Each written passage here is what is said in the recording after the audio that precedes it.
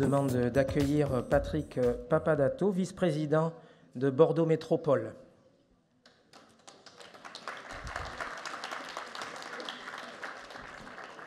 Merci à tous, bonjour. Tout d'abord, je tiens à vous présenter les excuses d'Alain Anziani, président de Bordeaux Métropole, qui ne pouvait être présent pour ces journées, retenu par d'autres obligations. Pour ma part, je vous souhaite, au nom des 28 communes de Bordeaux Métropole, la bienvenue. Nous sommes en effet très fiers d'accueillir cet événement professionnel européen si important pour le développement de l'agriculture biologique. On m'a dit de parler doucement, donc pour les traducteurs.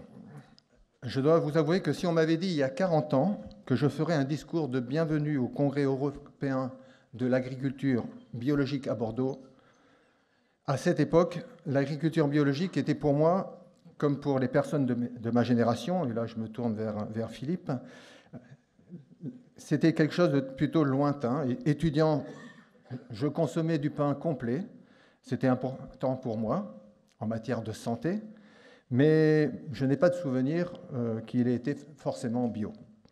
Alors qu'aujourd'hui, comme de nombreux citoyens et citoyennes, manger bio est devenu une nécessité, une évidence, pour préserver notre santé, mais aussi pour préserver la biodiversité et pour lutter contre le changement climatique, et notamment la chaleur, parce que je suis venu à un vélo et, excusez, ma chemise trempée.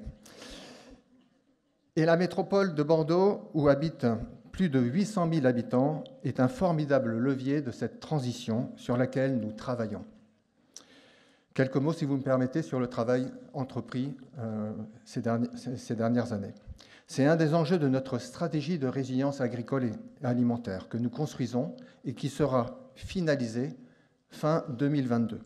Tout d'abord avec la restauration collective, qui représente tout de même 64 000 repas servis tous les jours.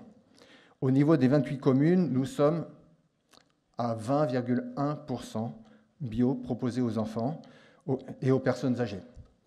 Pas mal, mais je vous l'accorde, on va mieux faire. D'autant que nous avons une ville comme Bordeaux qui vous a présenté son travail. Et là, je salue Ève Demange à la résilience alimentaire de Bordeaux, où quand ils atteignent les 50%, c'est vrai qu'en tout cas, ils nous inspirent beaucoup. Nous travaillons déjà depuis plusieurs années avec Interbio Nouvelle-Aquitaine pour former les acheteurs, les cuisiniers, ou encore sensibiliser les élus et les techniciens des 28 communes au bio dans la restauration collective. Nous menons aussi des actions de sensibilisation des habitants pour les accompagner vers une alimentation plus saine, bio et équitable. Nous avons par exemple créé les super défis alimentation qui accompagnent chaque année une centaine, un peu plus de 100 familles dans leur changement de comportement alimentaire et ça fonctionne plutôt bien. Notre future stratégie alimentaire a aussi pour objectif de travailler avec les acteurs de la solidarité alimentaire pour que les personnes en situation de précarité puissent elles aussi bénéficier de produits locaux, sains et bio. Nous souhaitons enfin développer les filières bio sur notre territoire, mais aussi dans les territoires voisins. C'est pour notre territoire de Bordeaux Métropole un enjeu majeur. Et multiplier, bien sûr, on l'a dit hier lors de l'échange, multiplier les lieux de distribution en circuit court, car on le sait, ce sont les meilleurs soutiens pour les produits bio et locaux. Mais soutenir l'agriculture biologique, c'est aussi soutenir la production et les producteurs.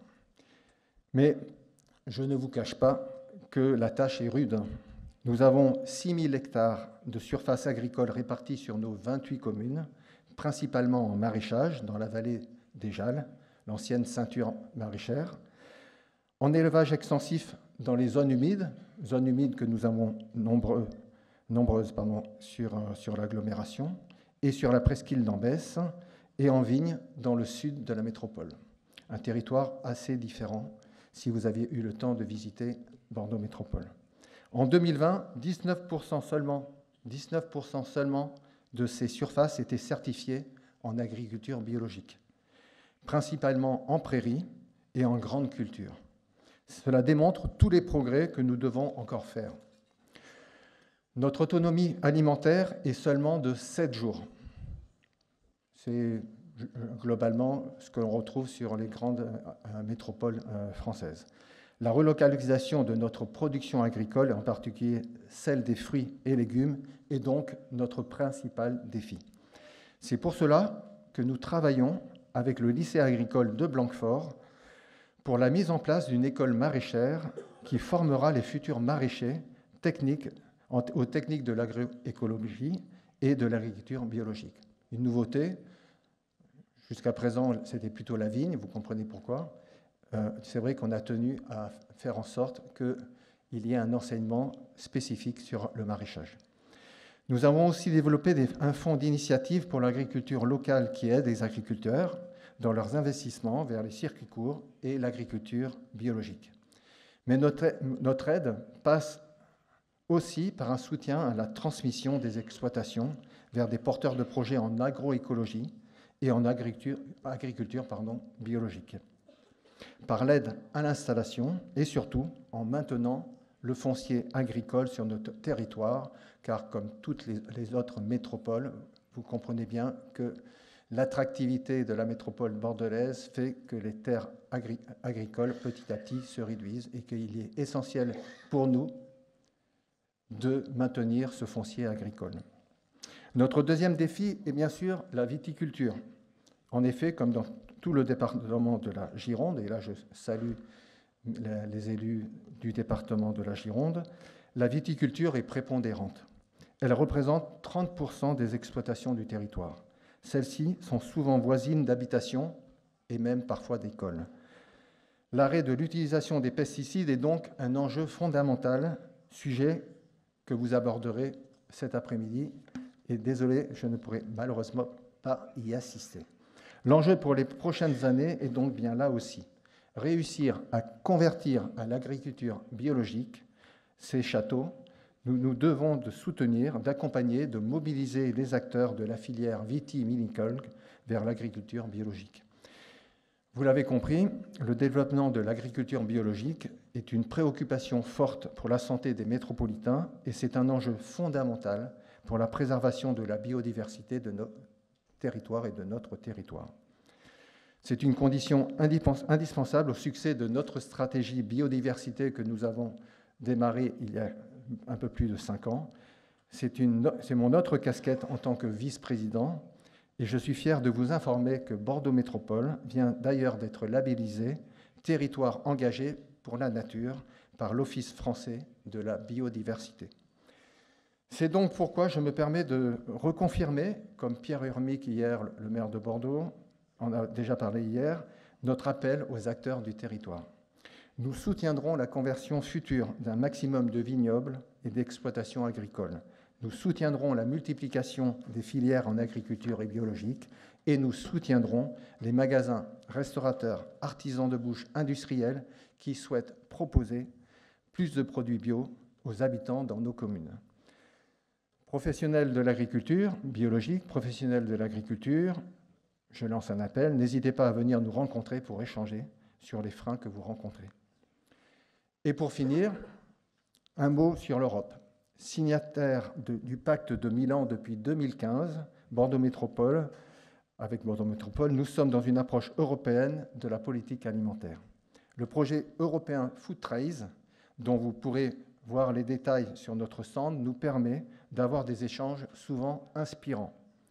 Ce programme nous permet d'échanger avec d'autres villes européennes sur nos enjeux communs, de découvrir leurs initiatives et de s'en inspirer. En 2003, nous irons à Milan et nous accueillerons Copenhague la même année. Nous présenterons notamment notre conseil consultatif de gouvernance alimentaire qui réunit plus de 100 acteurs sur notre territoire, acteurs engagés pour nous aider à construire ensemble notre futur projet alimentaire territorial. Ce congrès européen est pour vous l'occasion d'échanger.